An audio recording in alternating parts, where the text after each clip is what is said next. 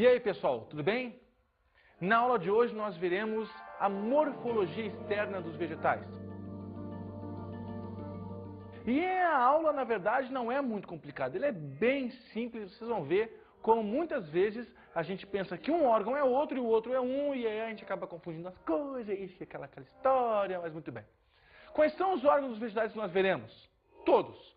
A começar pelo que estão debaixo da terra, a raiz. Depois nós veremos o caule, nós veremos a folha, nós veremos a flor, nós veremos o fruto e também veremos a semente. Então, esses são os órgãos de uma planta. Mas a rigor, de verdade mesmo, a planta só tem 3 órgãos. A raiz, o caule e a folha. A flor, o fruto e a semente são modificações foliares. Então, a flor é modificação de folha para reprodução. O fruto é o desenvolvimento de uma modificação de folha, que é a flor. E a semente é o resultado da fecundação, que está dentro do fruto e que vai dar origem, então, ao que nós comemos, ao que nós chamamos popularmente de fruto. Então, vocês percebam que depois da folha, tudo é desenvolvimento ou modificação. Então, a rigor, nós temos 3 órgãos: raiz, caule e folha. Mas nós hoje veremos em detalhes todos eles. A começar, então, pela raiz. Vamos dar uma olhadinha, então, em raiz, e para isso nós vamos dar uma olhada no conceito de raiz. Vamos dar uma olhadinha no nosso texto, então. Raiz, porção do eixo das plantas superiores que cresce para baixo, em geral dentro do solo, e cuja função fundamental é fixar o organismo vegetal e retirar do substrato os nutrientes e a água necessários à vida da planta. Há raízes aquáticas e aéreas, razão porque a raiz se caracteriza melhor pela estrutura. Dicionário Aurélio. Como vocês podem ver, a raiz, então, ela está geralmente abaixo do nível do solo, no subsolo. No caso das plantas aquáticas, abaixo do nível da água, da lâmina da água. E a função que a raiz exerce são basicamente 3. Fixação, absorção de nutrientes e também uma função de reserva. Em várias espécies vegetais, a raiz acaba por acumular a substância de reserva dos vegetais, que vocês sabem que é o amido. O acúmulo de amido em várias raízes, como por exemplo na batata doce, faz com que ela ganhe em volume. Então, como que nós distinguimos os tipos de raízes existentes nos vegetais? São basicamente 2 tipos de raiz. A primeira raiz é a raiz do tipo pivotante ou axial. E o segundo tipo de raiz, a raiz do tipo cabeleira ou fasciculada. Então você está vendo no seu vídeo a comparação entre os 2 tipos de raiz que eu acabei de falar. Nós temos a raiz com um eixo principal, que a gente chama de axial, e essa raiz do lado, que não tem um eixo principal, que é toda espalhada, que tem várias ramificações, que nós chamamos de raiz fasciculada ou cabeleira. Mas todas as raízes têm estruturas comuns, né, que auxiliam ela não só na fixação, mas também no seu crescimento, na absorção dos nutrientes do solo, enfim. Quais são as partes de uma raiz? De cima para baixo, ou seja, do nível do solo para a profundidade nós temos o colo. O colo, gente, é a zona de transição entre o caule e a raiz. Um pouco mais abaixo do colo, nós temos a zona suberificada. É uma zona bem resistente, tá? E é onde algumas espécies vegetais acumulam grandes quantidades de reserva. Logo abaixo nós temos a zona pilífera. Gente, nessa zona pilífera existem a presença de pelos, modificações epidérmicas, tá? Que aumentam a superfície de contato da raiz com o solo, aumentando dessa forma também a eficiência da absorção dos nutrientes do solo para a planta. Então, é nessa zona pilífera onde se concentra a maior parte da absorção da água e de sais minerais necessárias para o desenvolvimento desse vegetal. Logo abaixo nós temos a zona de crescimento. Nessa zona de crescimento nós encontramos os meristemas. Os meristemas são tecidos de intensa multiplicação celular e que promovem o crescimento desse vegetal. No caso da raiz, esse crescimento se dá de forma positiva, ou seja, a favor da gravidade. Não de forma negativa, contra a gravidade. A gravidade, vocês sabem, é de cima para baixo. Então, o crescimento da raiz acompanha a força gravitacional. Vai para baixo, logo, é um geotropismo positivo. E por último, a zona da coifa, que protege essa zona meristemática, né, e protege com isso o desenvolvimento da raiz. Vocês percebem que a zona da raiz com o solo é uma zona de bastante atrito. Então, esse atrito faz com que exista um constante desgaste dessas células da raiz e que precisam, por isso, ter uma proteção. A coifa é essa estrutura que protege, né, a zona meristemática desse atrito. As raízes possuem vários tipos de adaptações. Nós temos raízes que formam tubérculos, nós temos raízes que formam austórios, nós temos raízes que formam estruturas aquáticas, né, de plantas aquáticas, e nós temos raízes chamadas de pneumatóforos. Só para citar um exemplo para vocês não ficarem perdidos, né? Um tubérculo é uma raiz cheia de reserva. O exemplo clássico é o exemplo da batata doce, ou ainda o exemplo da nossa amiga cenoura, uma raiz tuberosa, uma raiz que forma um tubérculo. Um exemplo de raiz austório são daquelas plantas trepadeiras, né? Ou então de plantas como, por exemplo, a erva de pau, que é uma planta parasita. Essa raiz do tipo austório, ela tem a propriedade e a capacidade de penetrar em caules de outras plantas. Então, o que acontece? Essa erva de passarinho, erva de pau, ela é carregada pelos pássaros que, quando defecam, lançam junto das suas fezes essas sementes, que se alojam na superfície, em cima de outras plantas. Quando essa semente germina e a planta se desenvolve, chega uma etapa da vida dessa planta em que ela penetra no caule da planta que ela está em cima, da planta que ela está habitando, e suga do caule da planta que ela está em cima a seiva ou elaborada ou bruta. Então, essa raiz com a capacidade de penetração em caules de outros vegetais, que constitui de uma planta parasita, é uma raiz do tipo austório. Ainda nós temos, então, as raízes de plantas aquáticas, como, por exemplo, as raízes das plantas chamadas Vitória régia, ou ainda o água-pé. E, por último, as plantas que têm raízes chamadas de pneumatóforos, que são típicas de mangue, de ambientes salgadiços. Então, elas têm a capacidade de se voltar de novo para a superfície e ficarem expostas para conseguir obter o oxigênio necessário para a vida do vegetal. No mangue, né, a argila formada pela umidade, pela quantidade de água existente, faz com que as plantas tenham que buscar oxigênio de outra forma. Então, elas voltam, elas ressurgem do solo para obter, dessa forma, o oxigênio necessário. Aí no seu vídeo agora você está vendo, então, um exemplo de uma raiz chamada de raiz tabular. Ela tem esses braços compridos, não é verdade? Nesse primeiro desenho, uma raiz tabular de pequeno porte, e na segunda figura que você está vendo, uma raiz tabular de grande porte, não é verdade? Vocês conseguem estabelecer um parâmetro de comparação aí com essa pessoa que aparece ao lado desta árvore. Essa raiz, ela tem a propriedade de ajudar, então, a planta a manter-se ereta. São árvores, geralmente, de copas grandes, então elas precisam também de uma base bem grande. Vamos agora ver um pouco do caule.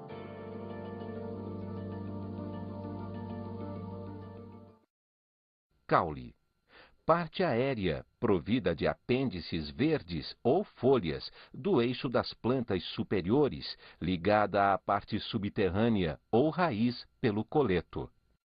E os caules têm a função básica de condução, sustentação, fotossíntese e reserva. Gente, muitas pessoas estranham a função fotossintética em caules, mas em plantas de menor porte, toda a superfície dela tem que ser polarizada, tem que ser potencializada para fazer a fotossíntese, para ela produzir mais. E existem diversos caules jovens e caules bem tênues e que são recobertos por células fotossintéticas. Portanto, os caules também fazem fotossíntese também, juntamente com as folhas. Além disso, a reserva também existe, como, por exemplo, a batata inglesa, a batatinha. A batatinha é um caule. Logo, o caule também tem uma função bem importante na reserva. Mas afinal, quantos tipos de caule existem na natureza? Existem basicamente 4 tipos de caule. O primeiro caule é do tipo estipe, muito clássico nos coqueiros, nos butiás, nas palmeiras, nos palmiteiros. O segundo tipo é o do tipo colmo, também chamado de nó e entrenó. Nós encontramos nos bambus, na cana-de-açúcar, nas taquaras, enfim, no milho. E existe também o caule do tipo haste. Esse é fino, tênue, frágil, flexível e nós encontramos nas gramíneas. E por último, o caule do tipo tronco, aquele caule que possui uma ramificação, né? E que nós encontramos, por exemplo, na figueira, no abacateiro, na mangueira e nessas árvores de copas grandes. É bom salientar que o caule do tipo tronco é um caule típico de dicotiledôneas. E o caule do tipo haste, colmo e estipe, não. É típico de monocotiledôneas. Algumas adaptações acontecem nos caules para que a planta consiga fazer, potencializar um pouco melhor seu rendimento. Caules diferentes, como por exemplo do estolho, que nós encontramos no moranguinho, que são caules que se comunicam com uma planta com outra em cima da superfície. O outro tipo de caule muito comum é o caule do tipo rizoma. Esse é típico de bananeiras e ele é subterrâneo. Outro tipo de caule que nós encontramos é o do tipo bulbo e nós encontramos ele nas cebolas. Né? Na cebola, a cebola não é uma raiz, a cebola é um caule do tipo bulbo. Cladódios, espinhos e gavinhas são outros 3 tipos de adaptações super importantes. Os cladódios são encontrados nos cactos e têm uma função super importante na fotossíntese. Percebam que o que aconteceu com o cactus agora? A folha teve que ser suprimida para se transformar em espinho. E agora quem é que cumpre a função da folha? O caule. O caule do tipo cladódio é um caule gordinho e geralmente de forma laminar e com uma superfície maior para cumprir justamente a função da folha que se perdeu, que foi transformada em espinho. Existem espinhos, modificações foliares, como por exemplo do cactus, mas também existem espinhos, modificações caulinares, como por exemplo na laranjeira. Então, espinhos também são modificações caulinares para fins de proteção. Exemplo, a laranjeira. E por último, a gavinha, que são aqueles tonhonhões, né? Que são aquelas molinhas encontradas, por exemplo, nas videiras, e que servem para a sustentação, que servem para o suporte desses vegetais no seu ambiente. Agora vamos falar sobre as folhas. Folha. Órgão laminar e verde das plantas floríferas ou fanerógamas, que constitui a estrutura assimiladora por excelência e que consta de uma lâmina verde, o limbo, de uma haste ou pecíolo e, por vezes, de uma parte basal alargada, a bainha. Existem 2 tipos de folhas. Uma folha chamada de folha completa e uma folha chamada de incompleta. A folha completa possui 3 partes principais. Uma superfície que nós damos o nome de limbo, uma haste que nós damos o nome de pecíolo, que é a união entre o limbo e o caule, e a zona de interseção, chamada de bainha. Folhas incompletas não possuem uma dessas partes, como por exemplo a folha da cana-de-açúcar, né, que não possui pecíolo, só possui limbo e a bainha que abraça o caule de forma direta. Então essa folha é uma folha incompleta. Mas qual é a função da folha? A folha tem uma função fotossintética. Ela tem uma forma laminar para diminuir a sua relação volume-superfície, tornando dessa forma o rendimento fotossintético muito maior. As folhas também têm as suas modificações, as modificações foliares, que podem servir tanto para a nutrição quanto para a proteção. Vamos ver com relação à nutrição. Cotilédones. Cotilédones é modificação de folha. Lá no embrião, nos primeiros estágios de vida, uma planta pode ter um cotilédone sendo monocotiledônea ou 2 cotilédones sendo dicotiledônea. E essa cotiledônea, então esse cotilédone, é justamente isso, uma modificação foliar para fins de nutrição do embrião. Outro tipo de folha modificado para nutrir a planta é o caso das folhas pertencentes às plantas insetívoras, que são completamente modificadas para atrair o inseto e para secretar uma substância grudenta, pegajosa, e que vai deter o inseto para a sua posterior digestão. As plantas insetívoras geralmente são plantas que vivem em ambientes pobres de nitrogênio ou de qualquer outro elemento mineral. E elas suprem essa carência se alimentando de insetos. Para fins de proteção, cabe ressaltar dois tipos, as brácteas e os espinhos. As brácteas nós encontramos envolvendo, por exemplo, o milho, como, por exemplo, também no tipo espata, daí o copo de leite. E do tipo espinho é a modificação foliar do cactus, onde ele perde a folha para evitar a transpiração, a perda excessiva de água para o ambiente, tendo em vista que eles vivem em ambientes áridos. Então, as folhas se transformam em espinhos para economizar água e também para servir de proteção a este ser. E agora vamos ver então as flores. Flor. Órgão da reprodução sexuada das plantas superiores, fanerógamas. Consta de folhas coloridas, distintas em cálice, externas, e corola, internas, formando em conjunto o perianto de estames, produtores das células masculinas, e de gineceu, gerador das células femininas. Essas estruturas maravilhosamente lindas que enchem os nossos olhos, que enchem os nossos olfatos, que enchem, enfim, todos os sentidos do homem, não é? A função da flor é a reprodução. E agora você está vendo no seu vídeo um esquema de uma flor angiosperma.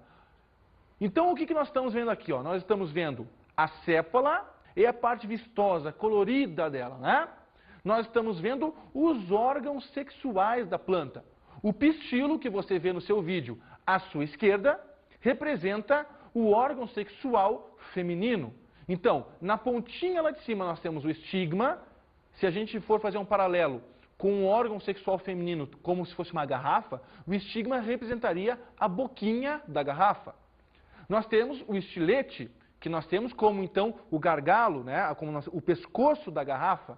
E nós temos o ovário. O ovário como se fosse então a parte mais gorda, né, a parte inferior da garrafa, que contém o óvulo. Muito bem. Na parte masculina que você vê à direita do seu vídeo, representado por estames, né? Cada estame possui um filete e uma antera. Unindo ainda o filete e a antera, existe uma zoninha chamada de conectivo.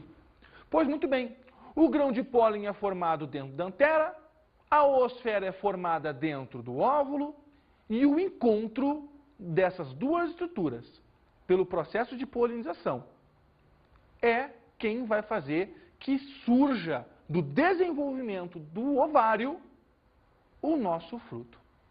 A diversidade de formas, de cores, de cheiros das flores, ela é enorme. Então, o desenvolvimento do ovário de uma flor fecundada nos dará o fruto.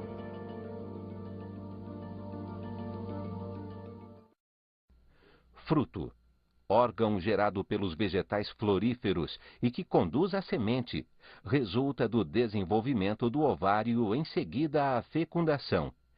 O fruto ele pode ser de dois tipos. Ele pode ser um fruto considerado seco, quando ele não acumula água, sais minerais, frutose, que dá o doce. Ou o fruto pode ser carnoso, quando ele justamente acumula essa grande quantidade de água, frutose, sais minerais, e que serve de alimento, então, para todas as espécies animais. Aqui na mesa nós temos diversos tipos. Olha só, nós temos o quibe como sendo um fruto, nós temos a vagem como sendo um fruto, e aqui dentro vocês percebem que existe a presença da semente. A vagem, no caso, é um fruto considerado fruto seco. Nós temos o tomate, que muitas pessoas pensam que é um legume, mas na verdade é um fruto, porque é desenvolvimento de ovário. Nós temos o abacate, que também é um exemplo de um fruto clássico. Nós temos, por incrível que possa parecer, o milho. E isso aqui não é o fruto, isso aqui é uma infrutescência.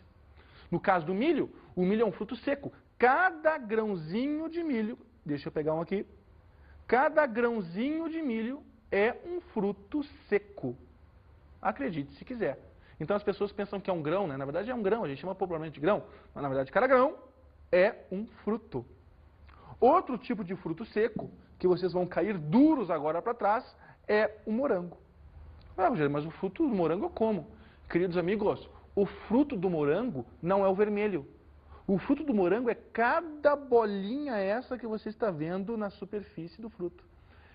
Cada pontinho esse aqui, ó, constitui um fruto seco. Que coisa incrível, né? No caso do pêssego, pêssego também é um fruto clássico. O alho, o que é um alho? É um fruto? Não. O alho é um caule. A banana é um fruto. E eu pergunto para vocês, que tipo de fruto é a banana? A banana é um fruto do tipo partenocárpico. Ou seja, a banana, para se desenvolver, ela não precisa da fecundação de uma flor. A banana se desenvolve a partir do desencadeamento hormonal, um hormônio chamado auxina. E então ela se desenvolve. Vocês não encontram sementes dentro da banana que vocês consomem nas suas residências. Nós ainda temos a beterraba. Ah, Rogério, a beterraba é doce, ela é fruta. Não! A beterraba, neste caso, é uma pegadinha, não é fruta, é uma raiz. Nós temos a batata inglesa. O que é a batata inglesa mesmo? Exatamente. A batata inglesa é um caule, diferente da batata doce, que é uma raiz. E nós temos o abacaxi. O abacaxi também não é um fruto. O abacaxi é um pseudofruto, assim como o morango é um pseudofruto, assim como o caju é um pseudofruto. Na verdade, o que nós estamos vendo aqui é uma infrutescência. É o resultado de vários frutos que, tão desenvolvidos que foram, acabaram se fusionando, formando uma estrutura só. Então, na verdade, o abacaxi é a fusão de vários frutos. Buenas! Com isso, eu espero que vocês tenham aprendido um pouco mais a respeito da morfologia vegetal. Mas, para encerrar, falta eu falar um pouco sobre sementes.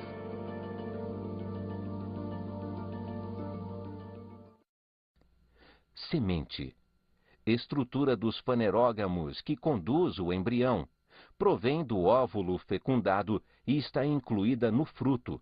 Quase sempre é envolvida por um tegumento, a testa. Pode sê-lo ainda por um segundo tegumento, o tegme, ou ser nua, o que é raro. Por dentro dos tegumentos há só o embrião, ou este se acompanha de endosperma. E as sementes são aquelas estruturas que envolvem o embrião. De fora para dentro, nós temos uma estrutura altamente lignificada, chamada de tegumento, que envolve uma estrutura altamente energética, chamada de albúmen, que vai servir de alimento para o embrião. Pois muito bem.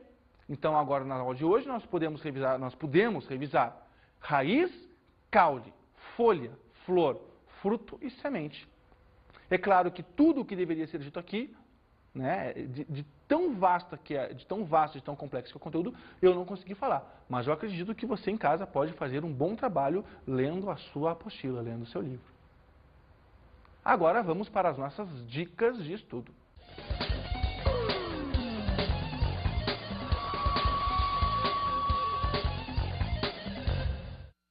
Na dica de estudo de hoje, eu vou propor uma coisa super desagradável.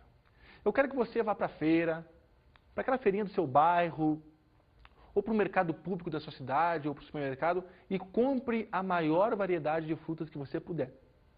E antes de comer todinhas elas, analise detalhadamente todas as estruturas, cortando-as ao meio, enfim, observando de fato as estruturas que pertencem a elas e vendo se é um pseudofruto ou se é um fruto verdadeiro.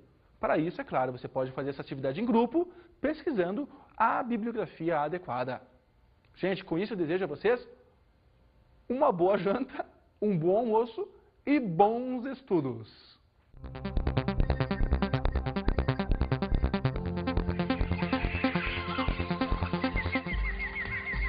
Na aula de hoje estudamos a morfologia externa: raiz, caule, folha, flor, fruto e semente. E a função que cada um desses órgãos desempenha no vegetal. Bons estudos!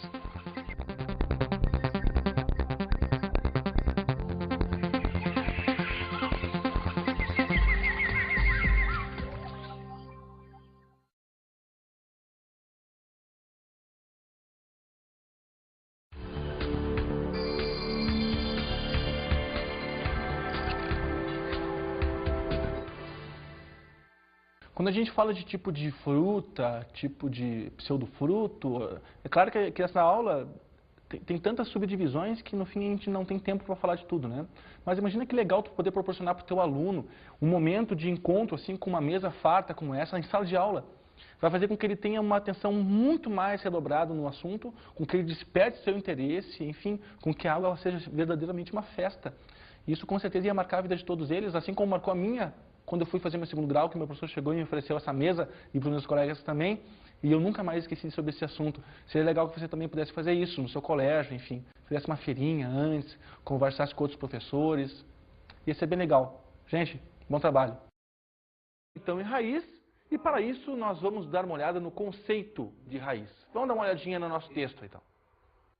Raiz: porção do eixo das plantas superiores que cresce para baixo, em geral dentro do solo, e cuja função fundamental é fixar o organismo vegetal e retirar do substrato os nutrientes e a água necessários à vida da planta.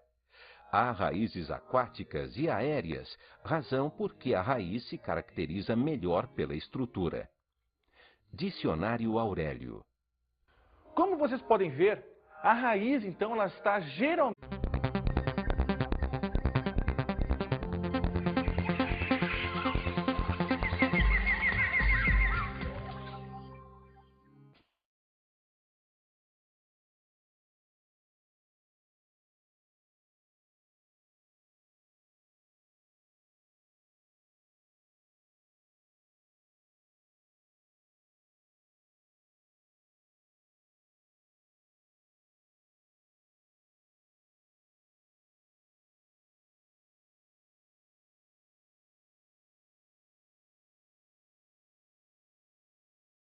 de uma modificação de folha, que é a flor.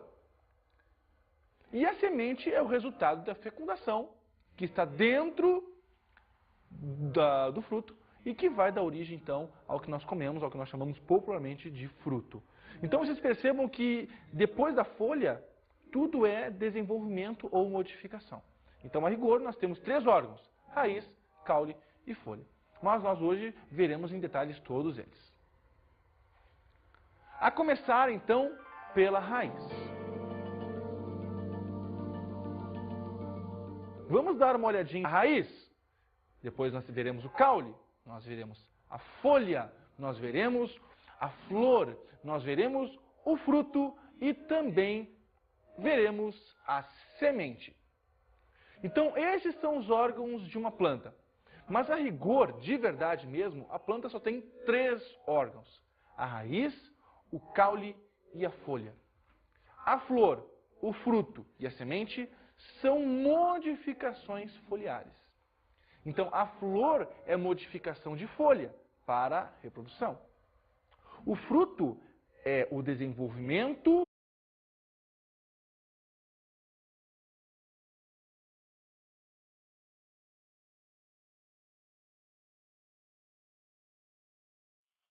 E aí, pessoal, tudo bem?